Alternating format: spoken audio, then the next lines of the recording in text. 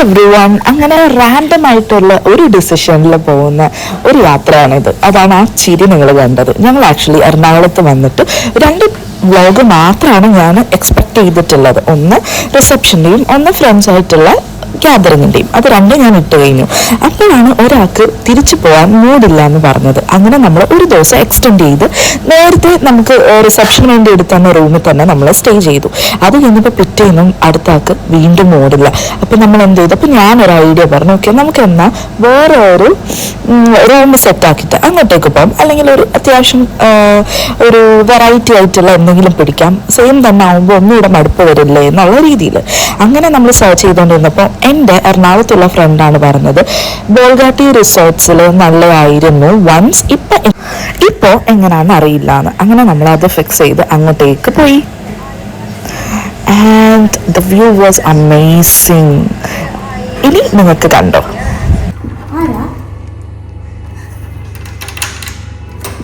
Welcome.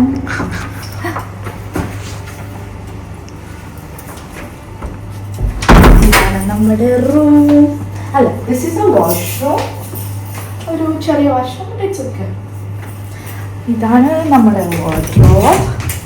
ഇവിടെ ഒരു locker ഉണ്ട്, പിന്നെ എന്തൊക്കെയുണ്ട് എന്ന് നമുക്ക് പിന്നെ പറയാം. And we have a TV, our bed, പിന്നെ മസ്റ്റായിട്ട് വ്യൂ.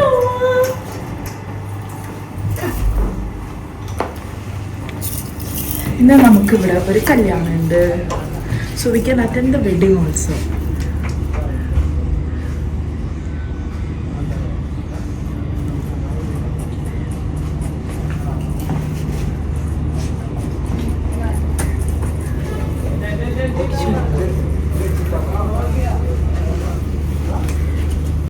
അങ്ങനെ കുറച്ച് നേരം നമ്മൾ റൂമിൽ സ്പെൻഡ് ചെയ്തതിന് ശേഷം നമ്മൾ പുറത്തേക്കൊക്കെ ഇറങ്ങി. ആൻഡ് വൺ തിങ് ഇസ് ഭയങ്കര ബ്യൂട്ടിഫുൾ ആണ്. നേച്ചർ ആയാലും ആ ഒരു ബീച്ച്, സീ ആണെങ്കിലും അവിടെ ഫുൾ ആ ഒരു ബിൽഡിംഗ് നന്നായിട്ട് പ്രൊട്ടക്റ്റ് ചെയ്തിട്ടുണ്ട്. അപ്പോൾ നിങ്ങൾക്ക് ഇപ്പോൾ ഈ കൊല്ലത്തുള്ളവരാണെങ്കിലും കൊച്ചിയിലുള്ളവരാണെങ്കിലും പെട്ടെന്ന് വരണം എന്ന വലിയൊരു ട്രാവലിംഗ് വേണ്ടെന്നാണെങ്കിൽ ഈ ഒരു പ്ലേസ് അമേസിങ് ചോയ്സാണ്. കുട്ടികൾക്ക് ചെറിയൊരു പാർക്കുണ്ട്, സ്വിമ്മിംഗ് പൂളുണ്ട്.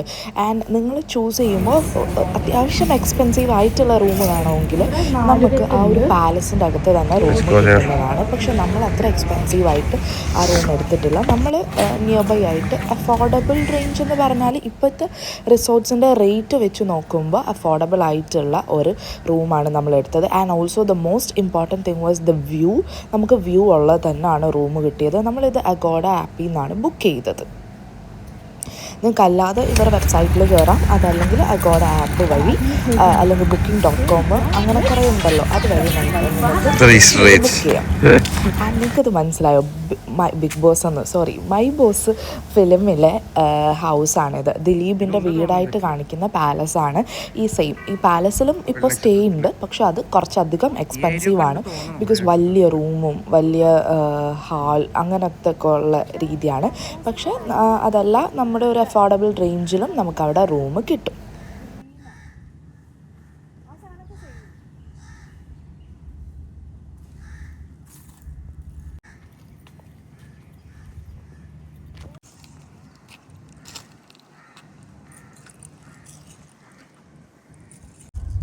ഇവിടുത്തെ റൂംസിന് എത്ര റേറ്റ്?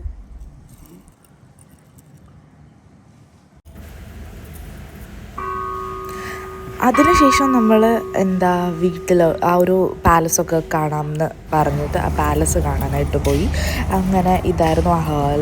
അപ്പോൾ ആ മൈ ബോസ് ഫിലിമിലായിട്ട് ഞാൻ കമ്പയർ ചെയ്യായിരുന്നു ഓരോ റൂമും ഹാളും ഒക്കെ. അപ്പോൾ ആ ടൈമിൽ ഈ മൂവിയിൽ ഇതൊക്കെ ഫുള്ളി ഫർണിഷ്ഡ് ആയിരുന്നു. എന്നിട്ട് പിന്നെ റൂംസൊക്കെ വിസിറ്റ് ചെയ്യാൻ പോയി. And I will show one of the room. അവിടുത്തെ ഒരു എക്സ്പെൻസീവ് ആയിട്ടുള്ള ഒരു റൂം നമുക്ക് ഇപ്പോൾ കാണിച്ചു തരാം കേട്ടോ. പെർ ഡേ ചാർജസ് പാലസ്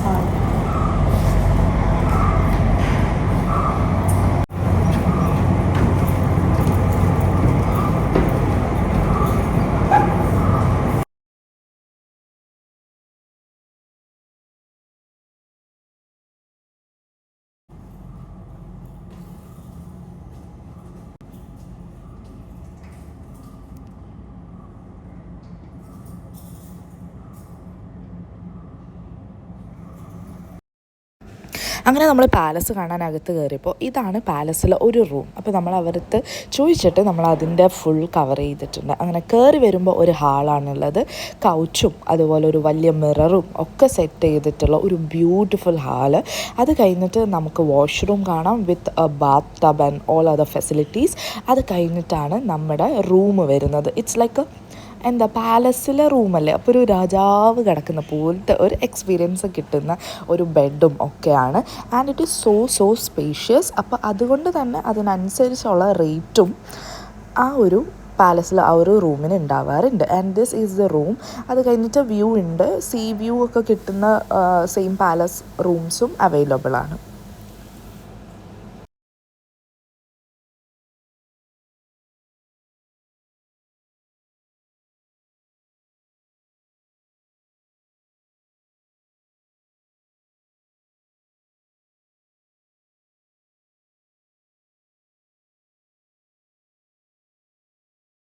അത് കഴിഞ്ഞിട്ട് നമ്മൾ പുറത്തേക്ക് ഇറങ്ങി ആ ഒരു ഫുൾ ഗാർഡനും അതുപോലെ സീയും ഒക്കെ കാണാമല്ലോ എന്ന് വിചാരിച്ചിട്ട് അങ്ങനെ നമ്മൾ ഇറങ്ങിയപ്പോൾ ഇതുപോലെ ഒരു നിയർ ബൈ സീ വ്യൂ ഉള്ള ഒരു ചെറിയ സ്വീറ്റും ഉണ്ട്. അത് ഓൾറെഡി ബുക്ക്ഡ് ആയിരുന്നു അന്ന്. ആൻഡ് കുറച്ച് ഫ്ലവേഴ്സൊക്കെ കൊടുത്തിട്ടുണ്ട്. പിന്നെന്താ ഒരു പീസ്ഫുൾ ആയിട്ടുള്ള ഒരു അറ്റ്മോസ്ഫിയറാണ് അവിടെ വരുമ്പോൾ. പിന്നെ നിങ്ങൾക്ക് ആവശ്യമുള്ള ഫുഡും അവിടെ തന്നെ അവൈലബിൾ ആണ്. പക്ഷെ അത് കുറച്ച് എക്സ്പെൻസീവാണ്. പക്ഷേ നിങ്ങൾക്ക് വേണമെങ്കിൽ സ്വിഗ്ഗിയോ സൊമാറ്റോയോ യൂസ് ചെയ്ത് ഉള്ളിലേക്ക് വരത്തില്ല, നമ്മളത് പോയി ആ ഒരു എൻട്രൻസിൻ്റെ അവിടെ അവർ അവൈലബിളായിട്ട് അവിടെ വരും, അവിടെ പോയി നമ്മൾ മേടിക്കാം. അങ്ങനെ അപ്പം നമ്മൾ എനിക്കൊന്ന് ലഞ്ച് നമ്മൾ അവിടെ തന്നെ ഓർഡർ ചെയ്തു. പക്ഷേ ഡിന്നറൊക്കെ നമ്മൾ പുറത്ത് സ്വിഗ്ഗിയിൽ നിന്നാണ് ഓർഡർ ചെയ്തത്.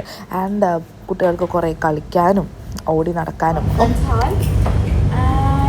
Ayurvedic center, then Nalgika and a clock room. So I guess one day പരിപാടി ഉണ്ടെന്ന് തോന്നുന്നു. Because clock rooms are for luggages. അല്ലേ? We'll go to the viewpoint first.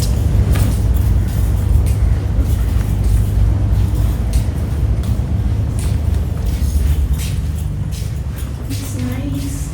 This is the Ayurvedic center. And this is like a hall. Mini hall, you know, meetings in a call a mini hall. But can we? This is locked. Okay, Ayurvedic massages mein kuch. We'll just ask in the reception. Now we will go to the balcony. ഇവിടെ ഓരോ സൈഡിൽ there are different rooms. പാലസിലെ rooms ഉണ്ട്, നമ്മൾ stay ചെയ്യുന്ന മറൈൻ്റെ ഏരിയയിലെ rooms ഉണ്ട്, ആൻഡ് there are നാലുകെട്ട് റൂംസ് അങ്ങനെ. And also there are some beach, the beachside suites are also there. So you can choose whatever you want. Might be rate changes in down. The palace suites are more pricey, I guess. Let's see.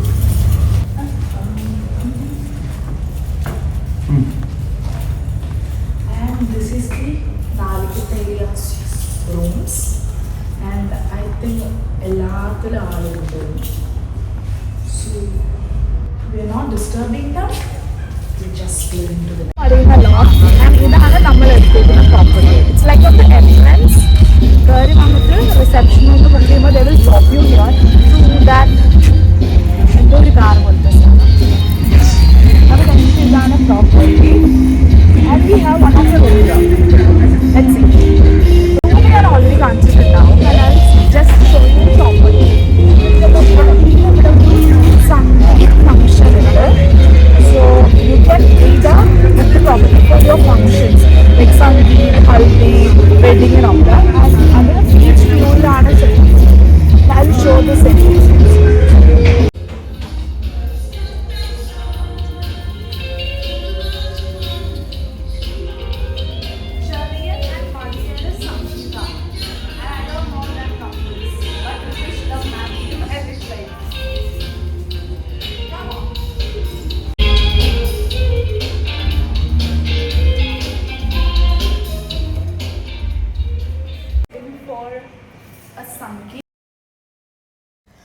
പിന്നെ നമ്മൾ ഫുഡൊക്കെ കഴിച്ചിട്ട് ഒരു night ആയപ്പോഴത്തേക്ക് വീണ്ടും അവിടുത്തെ കടലിലൊക്കെ പോയി നോക്കാം എന്ന് വിചാരിച്ചിട്ട് ഇറങ്ങി കഴിഞ്ഞപ്പോൾ അവിടെ സൈക്ലിംഗ് അവൈലബിൾ ആണ്. കാരണം പ്രോപ്പർട്ടി അത്യാവശ്യം നല്ല സ്പേഷ്യസ് ആയിട്ടുള്ള ഒരു പ്രോപ്പർട്ടിയാണ്. അപ്പോൾ നിങ്ങൾക്ക് നടക്കാൻ താല്പര്യമില്ലെങ്കിൽ you can take cycle from there. ബോയ്സിൻ്റെ സൈക്കിളും ഉണ്ട്, ഗേൾസിൻ്റെ സൈക്കിളും ഉണ്ട്. അങ്ങനെ സൈക്കിൾ എടുത്തിട്ട് ഞങ്ങൾ ചുമ്മാ പിന്നെ ഒന്ന് ചുറ്റിക്കറങ്ങി. ഞാൻ പറഞ്ഞ പോലെ അവിടെ ഒരു സംഗീത് പ്രോഗ്രാം നടക്കുന്നുണ്ടായിരുന്നു. അപ്പോൾ അതിൻ്റെ ഫംഗ്ഷനും പാട്ടും ഒക്കെ. പിന്നെ നമ്മുടെ റൂമിൻ്റെ കോറിഡോറിൻ്റെ തൊട്ട് താഴെയായിരുന്നു. അപ്പോൾ നമുക്ക് അവിടെ പോയിരുന്നാൽ നല്ലൊരു വ്യൂ ആയിരുന്നു. അങ്ങനെ പിന്നെ അതൊക്കെ നമ്മൾ കണ്ട് കുറച്ച് നേരം അവിടെ നിന്നതിന് ശേഷം പിന്നെ